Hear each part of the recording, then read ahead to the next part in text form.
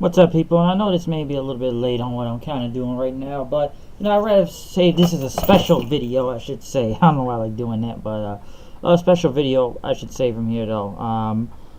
I will say this is the a Impact Wrestling review. I believe this now is the final one of the year as of this date. Yeah, maybe a little bit late, and I haven't really gotten on to it, but I did want to speak on it because of multiple topics into this show, as is the last one of the year.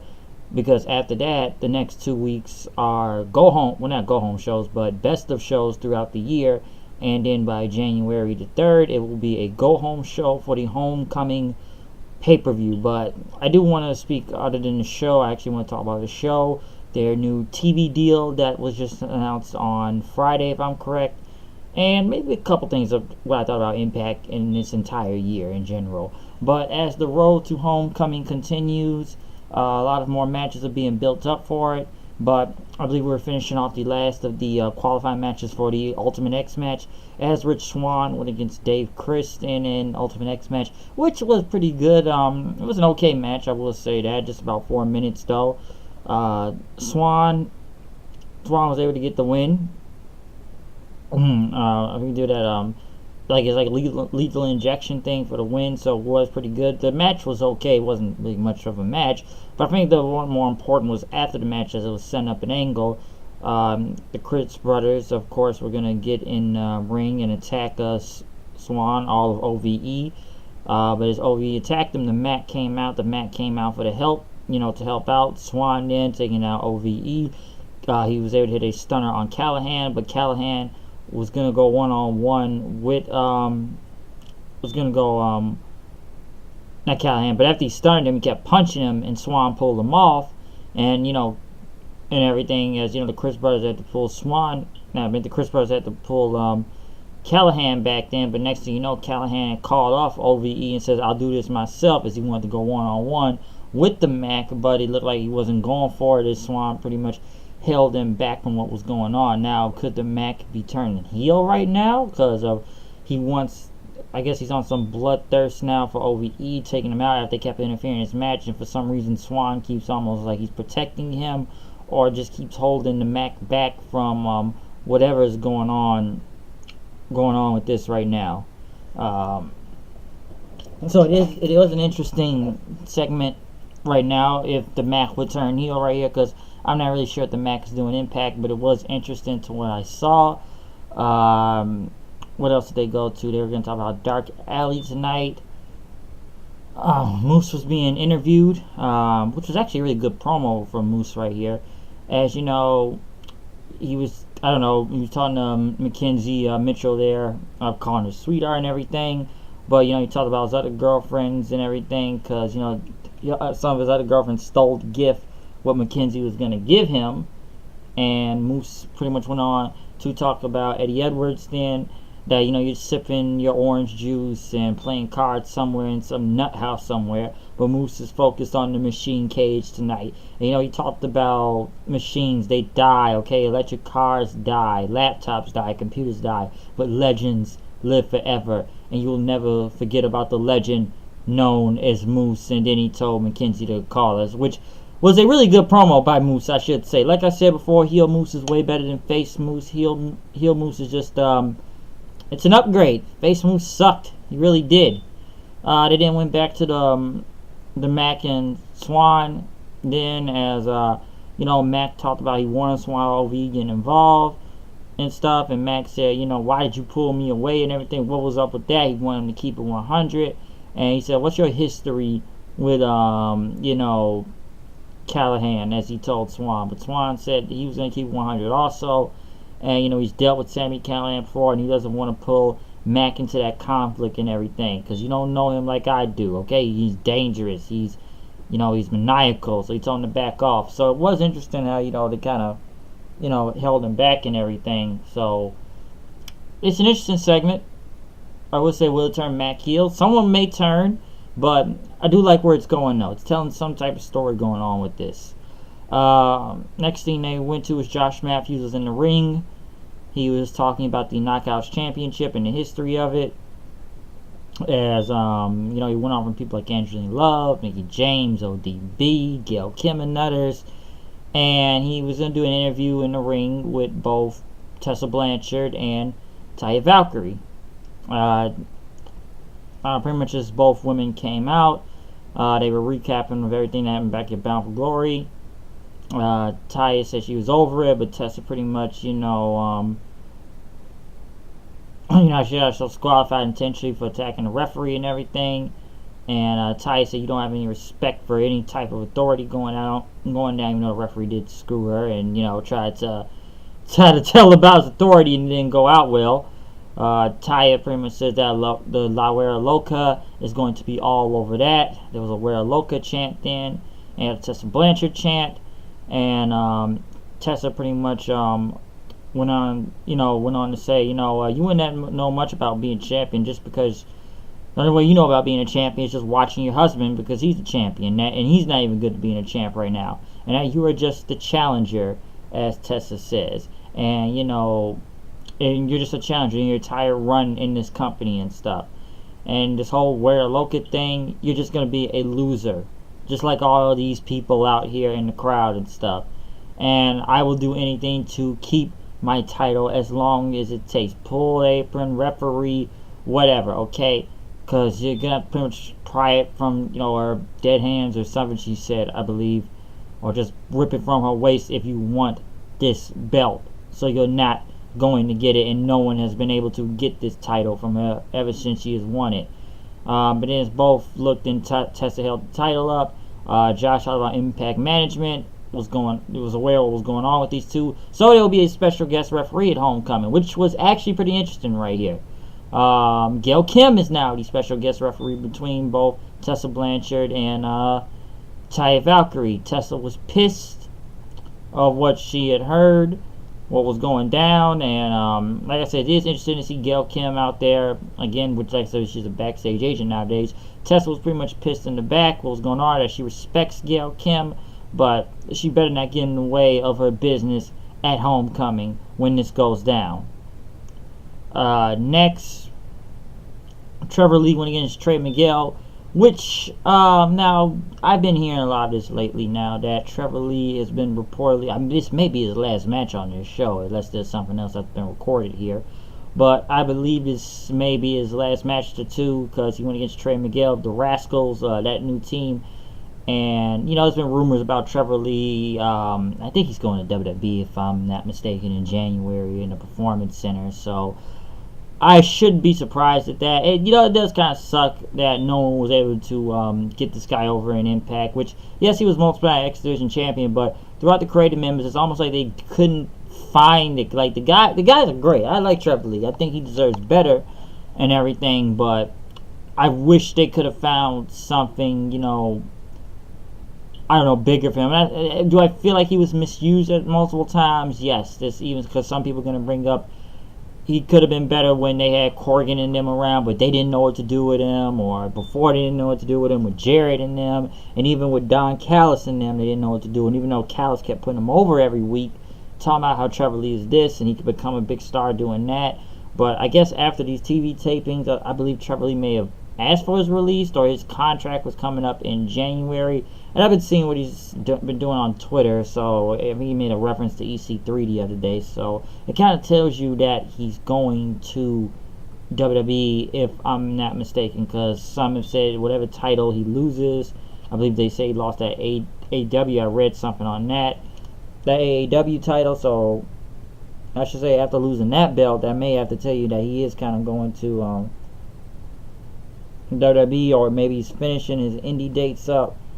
I'm not really sure of what is going to go down, but I don't think he's gonna re-sign with Impact on that, because I don't even think he was on this Homecoming card to begin with.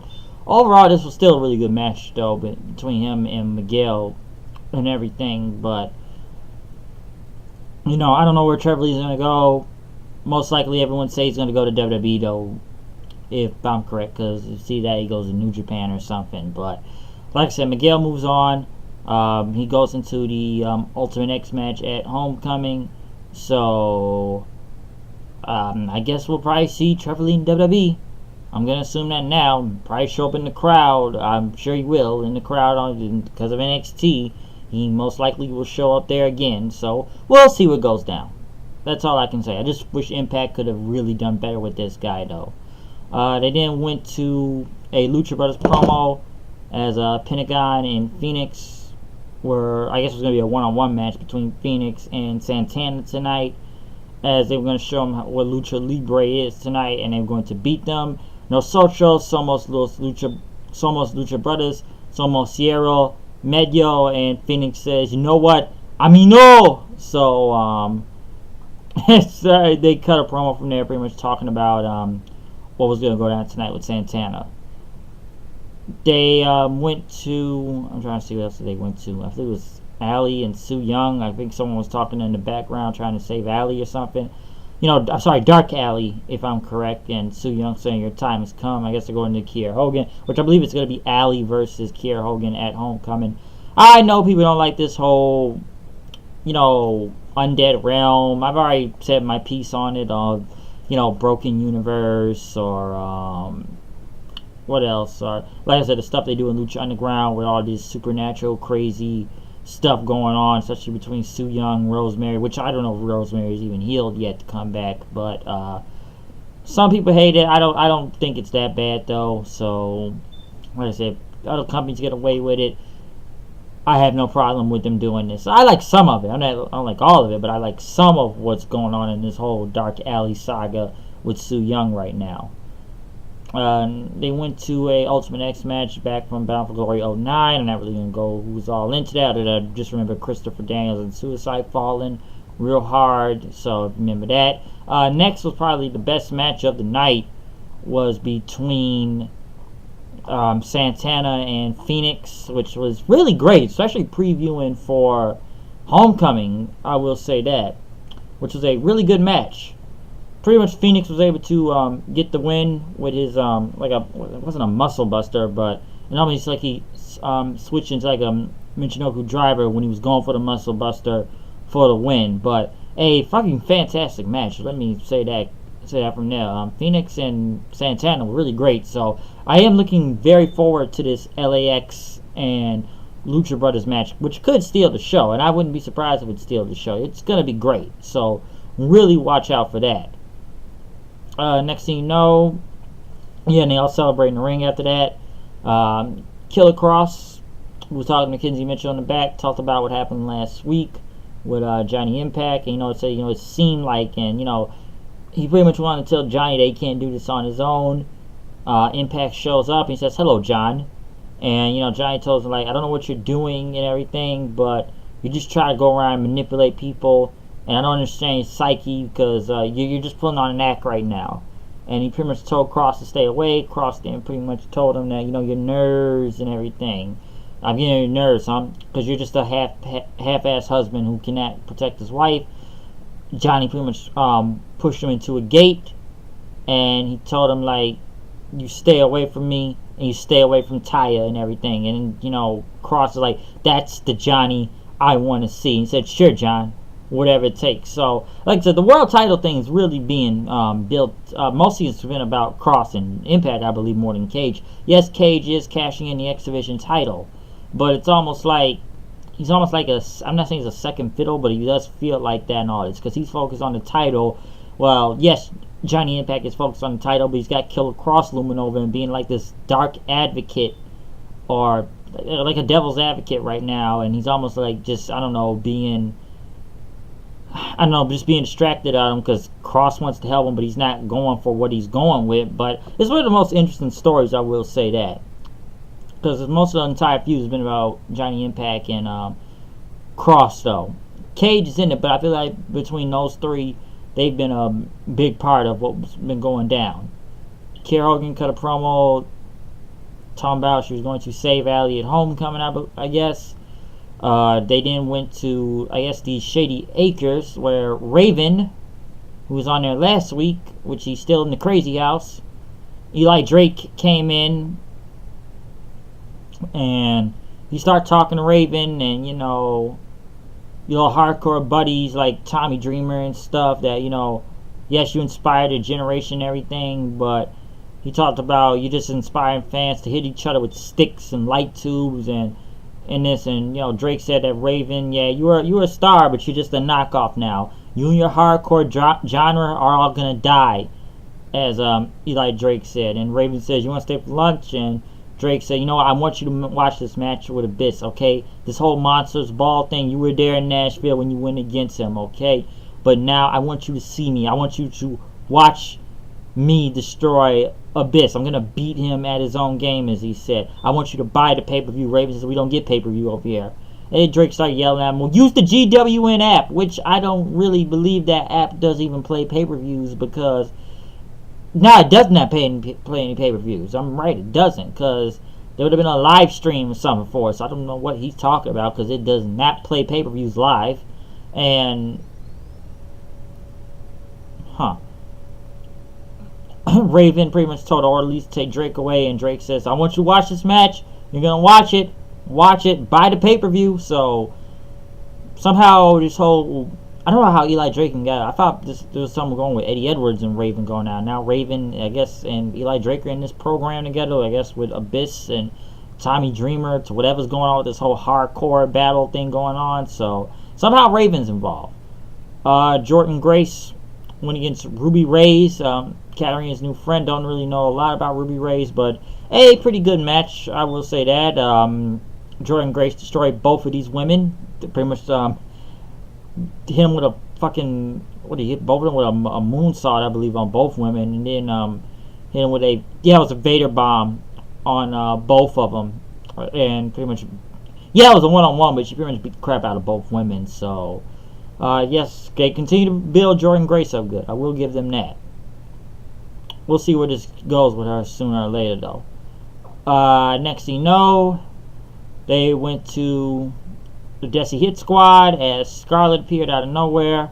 And, you know, you've been on the top of the talent search, which I said before now about this talent search. What is the end game to this? Because it's like every week she just pops out of nowhere, and she still has not picked that person, whoever this talent search or whatever's going on. Yes, she's teasing the people of, you know, wanting to manage them or something, but I don't know what their end game is. I thought the end game was a Bound for Glory, but I'm really going to assume it's going to be a homecoming. Something big has to come out of this, because this has been going on for a few months now with Scarlett Bordeaux from this smoke show and everything ever since she announced this, the talent search. So she's been around. She just like talked to multiple people every other week, or these fans want to send in these videos and stuff, but I don't know where this is going. It's like she just pops out of nowhere in the most, I wouldn't say goofball presentation, but just out of nowhere presentation when someone's talking or doing something. So I don't know where the Scarlett Bordeaux thing is going. Brian Cage went against Moose, which is actually a pretty good match. I will say that. Moose was pretty much about to pick up the win. Very good match. Pretty much Eddie Edwards had interfered, which both men pretty much brawled with each other. As you know, Eddie Edwards, I guess, had a gown on from the mental hospital. He was able to get the kendo stick and start hitting Moose with it after taking him, you know, hit him a couple times. And, you know, Moose pretty much got out of there then, as Eddie Edwards was around with his kendo stick and doing snow angels on the outside of the ring. So, yes, I believe the payoff should be at the homecoming pay-per-view between both Moose and Eddie Edwards. But overall, good match with Moose and Cage. I will say that it was a really good match with both of them, even though it ended in a DQ. But like I said, the Eddie Edwards and Moose thing should be able to end at homecoming, though, and we will see where this falls in, though. It was a really good episode of Impact, though. Like I said, it was mostly to build up more homecoming with like I said, Fenix and Santana was a really great match. Like I said, it was a match of the night right there. Moose and Cage was pretty good. A lot of matches were being built up. The Johnny Impact Killer Cross thing continues. I do know that Cage does feel like he's just kind of there, but he is still challenging, you know, for the, you know, still challenging for the title at homecoming. So, like I said, this was the last show, in my opinion, of the year, because after that, it's just 2 weeks of not go-home shows. I'm sorry I keep saying that. But after that, it's pretty much 2 weeks of best of shows throughout the year. Now, I do want to speak on the television deal that they announced on Friday. I don't know what Pursuit TV is. I'm glad they got a new TV deal. Okay, because this whole late night time slot on Pop is really hurting them in general. I'm not saying the ratings were ever that great to begin with, but putting them in a later time slot did not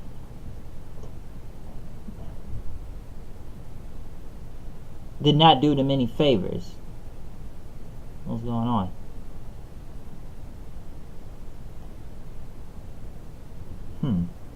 It did not do him any favors, but what is it? I believe January the 11th, Pursuit TV. I don't really know that channel. I've never heard of that channel. It's supposed to be what, like this hunting channel or nature woods channel, and I guess they want wrestling on there now.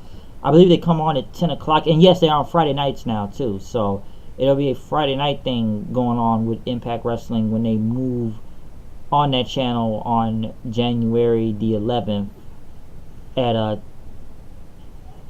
10 p.m.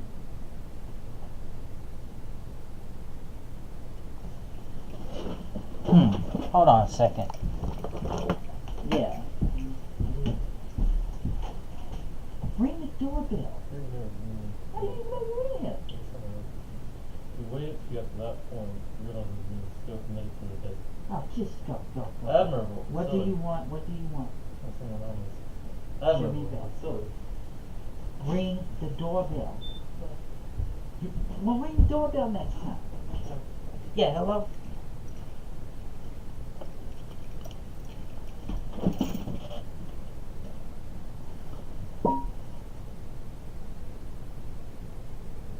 Could be anybody trying to kill me, that's what.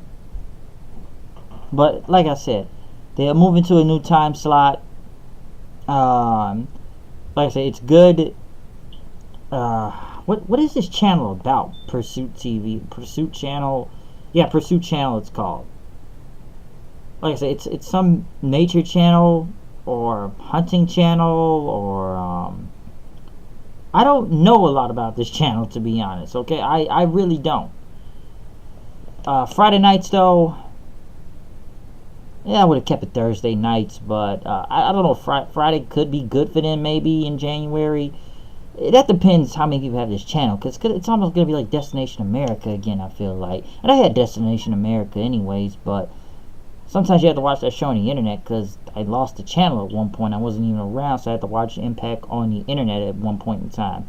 Same thing with Pop TV. It's like I get lucky finding these channels like Pop TV and, you know, Destination America. Now it's Pursuit TV. Honestly, I wish they go back to Spike TV, but I doubt that's happening anytime soon. So I'm glad they got a new TV deal, and they're not just gonna get kicked off and end up on, I don't know, some channel. Well, it is a channel we never heard of, but I don't know, YouTube or something. It's like Ring of Honor.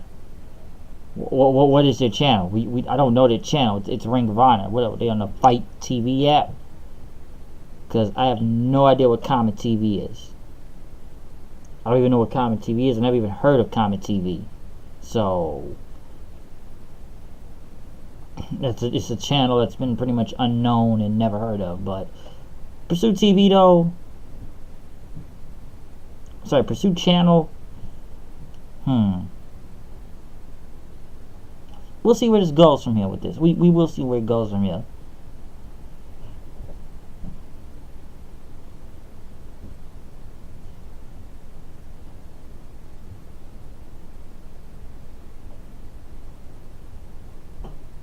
Yeah, Pursuit Channel, we will see where this goes from here when they come here on January the 11th. Now, I will say, to end off this video, as to rate Impact Wrestling this year, though, listen, they've had a way better year this year, okay? Last year sucked. Why? Because you had Jeff Jarrett and that stupid Global Force thing last year, which pretty much ruined the company even more. Yes, has there been some losses this year with once Don Callis and Scott D'Amore took over? Yes, it's a shame we lost people like EC3 and Bobby Lashley, which I honestly wish he'd just go back to Impact at this point. And probably some other names too I may have to look up, because I know there were some other names that have been dropped from the roster from Impact. But I will say they've had a way better year. Slammiversary was a great pay-per-view. Austin Aries coming back was really good. Alright, like I said, Austin Aries being back as champion was good. Slammiversary was good. Pentagon and Callahan back at Slammiversary was a very awesome match. I will say that. Probably one of the matches of the year, if you ask me. Bound for Glory was a really good pay-per-view this year, even though despite the entire Austin Aries shoot or work, or most likely a shoot now, finish.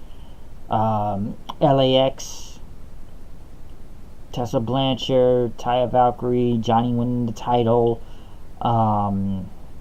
Like I said, Pentagon and them, Fenix.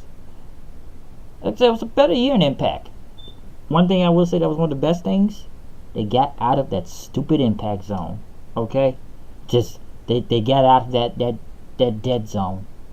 They did, because those tourists, they barely reacted. Like at the Redemption pay-per-view, those were wrestling fans, because people reacted. After that in the tapings, no one reacted. I did like the whole Eddie Edwards and Sami Callihan feud for a minute, especially at Redemption when Sami beat the living crap out of him with the kendo stick as he was fighting off referees going nuts on him. Even Scott Steiner win the championship. I know people are going to call Scott Steiner old and everything, but honestly, just give the man a microphone and it's freaking gold on TV, then it's just call someone fat. And even did the mad problem with Petey Williams again on Redemption. If you go look it up, he really did do the math promo and stuff. So that's why.